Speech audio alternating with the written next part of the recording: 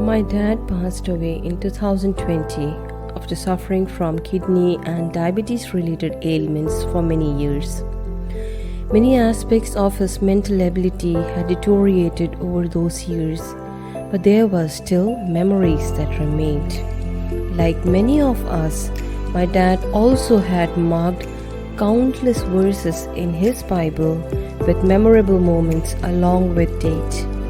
We would read those verses and moments to our dad in his final years and months of his life on earth, and it used to be an obvious spark in him.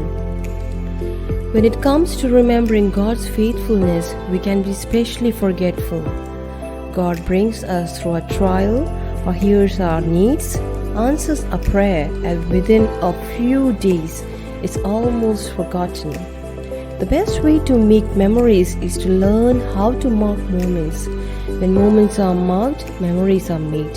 Whenever something significant occurred between God and His people, He always had a way of marking the moment.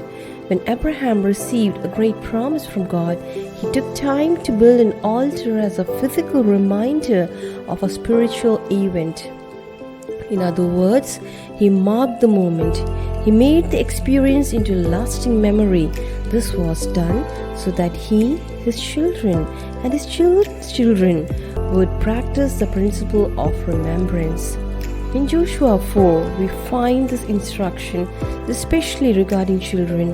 When your children ask their fathers in times to come, "What do these stones mean?" then you shall let your children know, Israel passed over this Jordan on dry ground. God is so gracious to us. He knows we have spiritual forgetfulness, so He gives us memorials which will serve as reminders.